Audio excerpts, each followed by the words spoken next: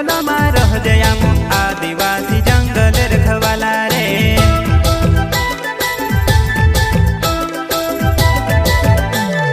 चल जंगल जमीन काजे पूजे रे आदिवासी दुनिया ने रखवाला रे। बाप देव खतरी काज पूजे रे आदिवासी सबसे निराला रे।